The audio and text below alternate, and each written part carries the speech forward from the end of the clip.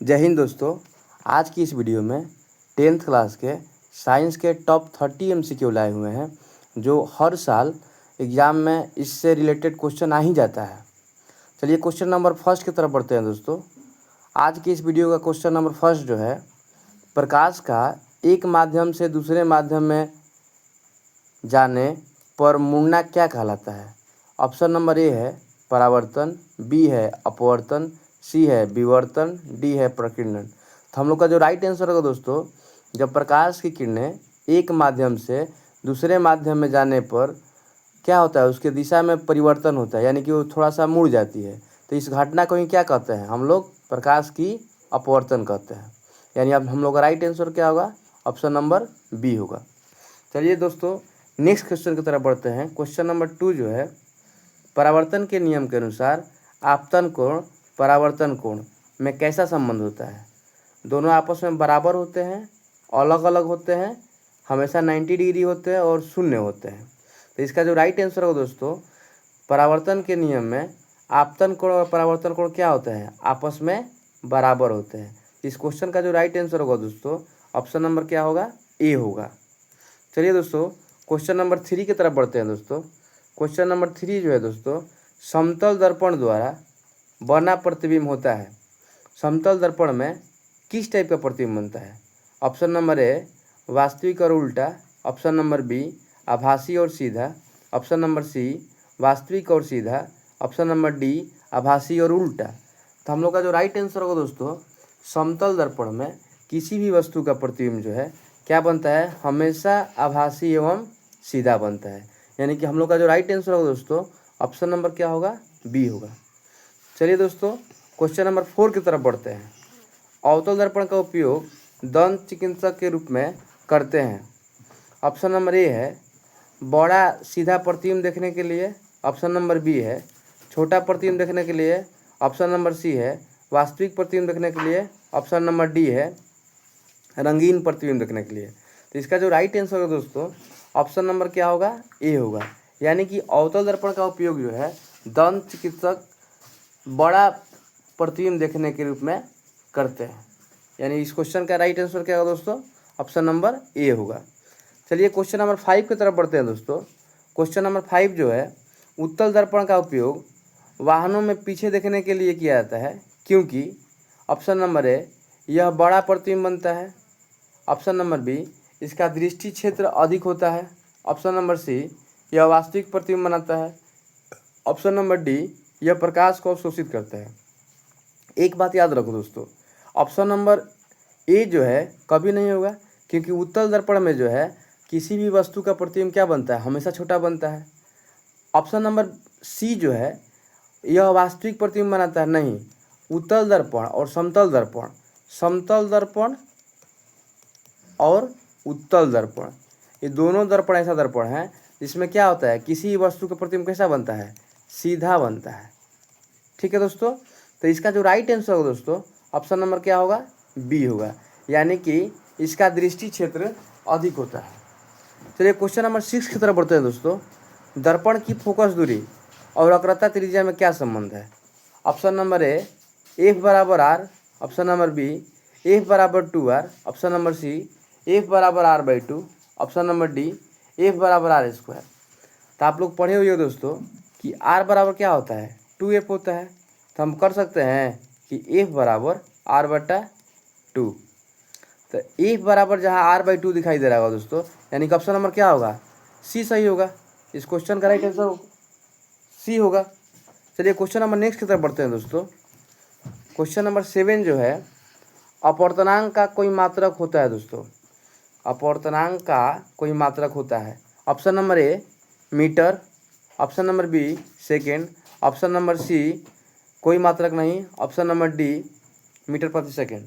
तो अपवर्तनांक का जो दोस्तों है, इसका कोई मात्रक नहीं होता है। यानी इस क्वेश्चन का आंसर क्या होगा दोस्तों, ऑप्शन नंबर सी होगा। क्वेश्चन नंबर 8 की तरफ बढ़ते हैं दोस्तों।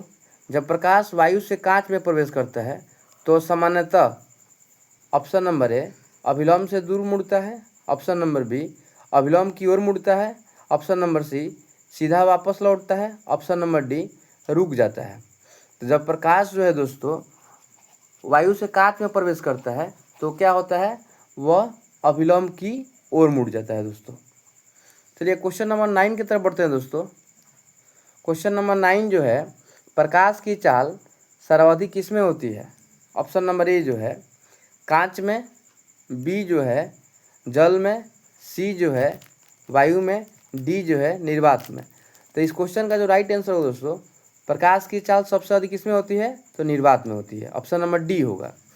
कितना होती है दोस्तों? तो 3 × 10⁸ मीटर प्रति सेकेंड। क्वेश्चन नंबर 10 की तरफ बढ़ते हैं दोस्तों।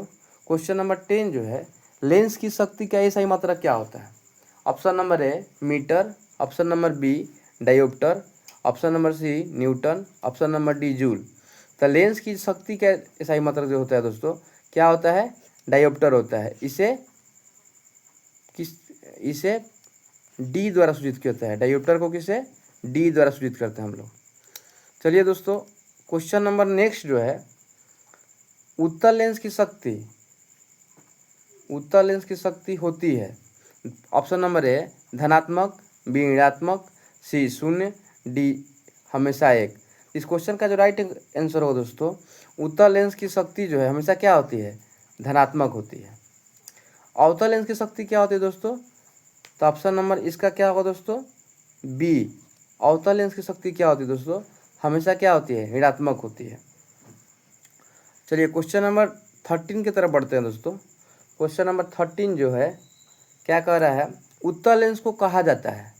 ऑप्शन नंबर ए अपसारी लेंस, ऑप्शन नंबर बी अभिसारी लेंस, ऑप्शन नंबर सी समतल लेंस, ऑप्शन नंबर डी परावर्तक लेंस।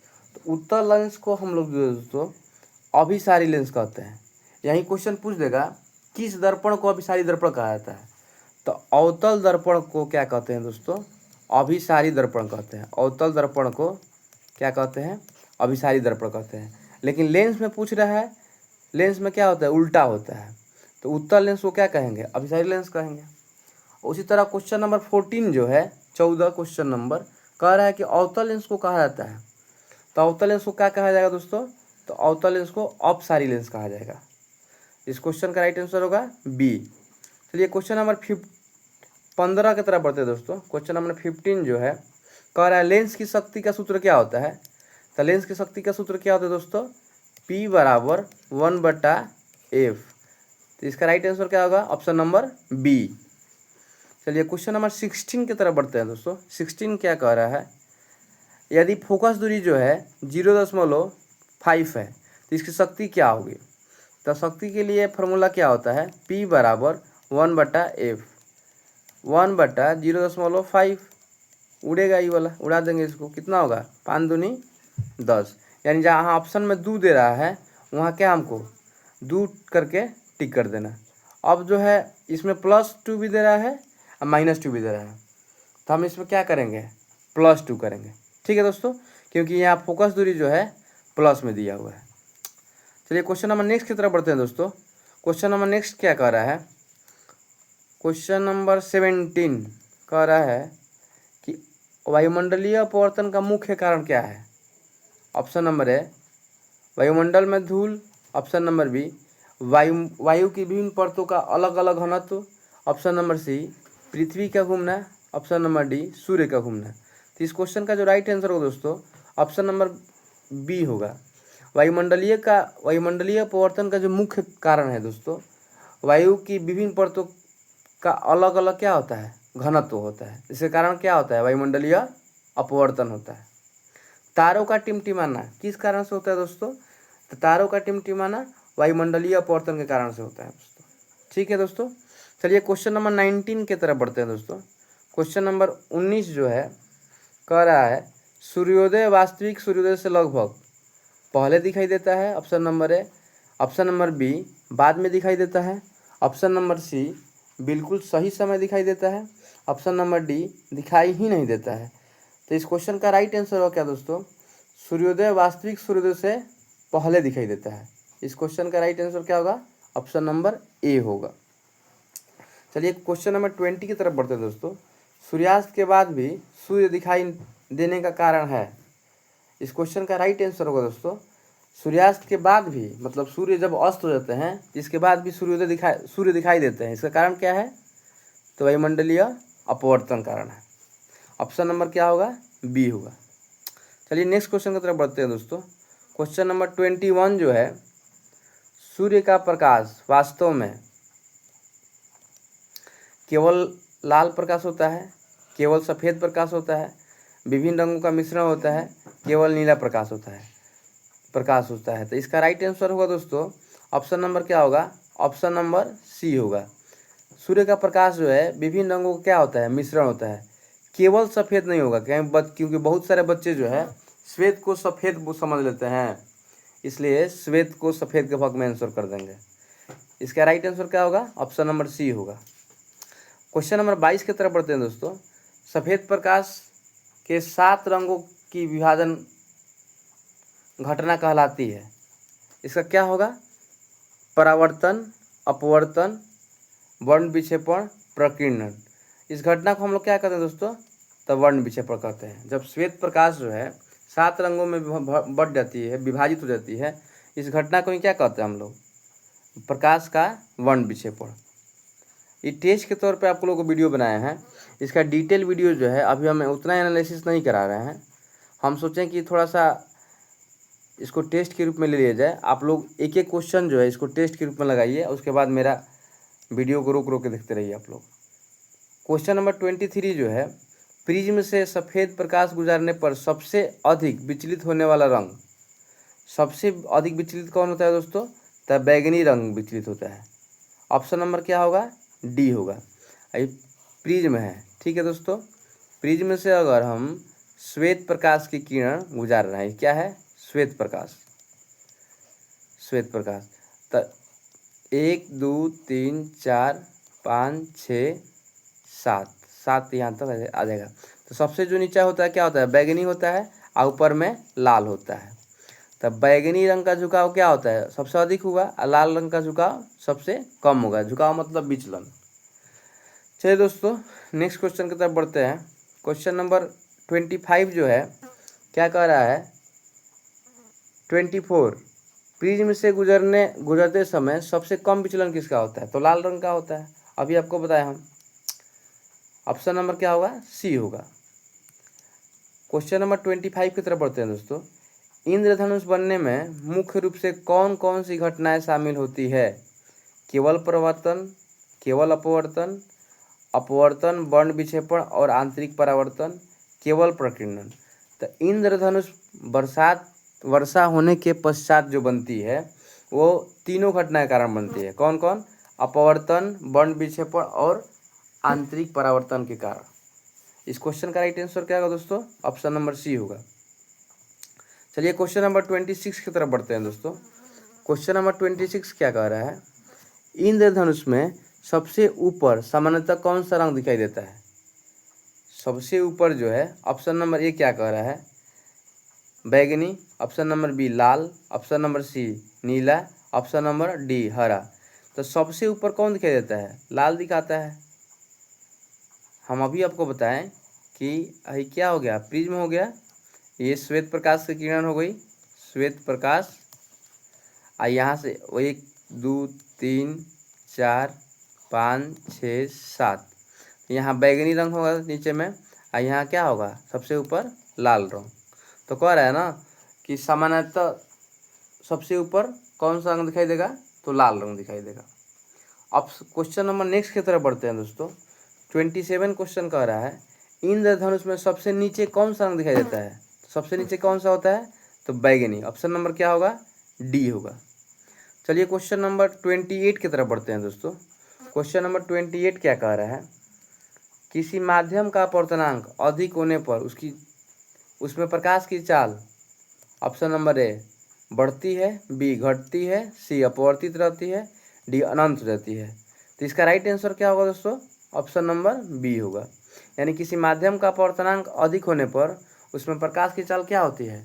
घट जाती है। क्वेश्चन नंबर 29 की तरफ बढ़ते हैं दोस्तों। जब प्रकाश विरल माध्यम से संघन माध्यम में प्रवेश करती है तो उसकी आवृत्ति क्या होती है?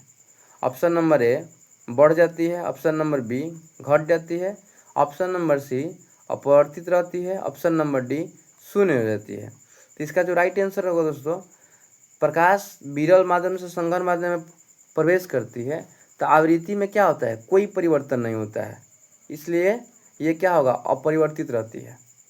इसका राइट आंसर क्या होगा, ऑप्शन नंबर सी होगा। चलिए इस वीडियो का लास्ट क्वेश्चन जो है दोस्तों, प्रकाश के रंगों में से किसकी तरंगदैर्घ्य सबसे अधिक होती है? तो सबसे अधिक लाल रंग की होती है और सबसे कम बैंगनी रंग की होती है दोस्तों। सबसे अधिक लाल रंग की होती है और सबसे कम बैंगनी रंग की होती है। अगर वीडियो अच्छा लगे दोस्तों तो वीडियो को लाइक कीजिएगा, कमेंट करिएगा। आप वीडियो को आप शेयर करना बिल्कुल ना भूलें अपने दोस्तों के पास। आप कमेंट करके बताएं कि आउट ऑफ 30 में आपका कितना मार्क्स आया। ठीक है दोस्तों, अगर वीडियो अच्छा लगे तो प्लीज़ इस वीडियो में कमेंट करिएगा कि किस पार्ट का वीडियो आपको चाहिए। आप कमेंट करके ज़रूर बताएं कि 30 में कितना आपका है। धन्यवाद।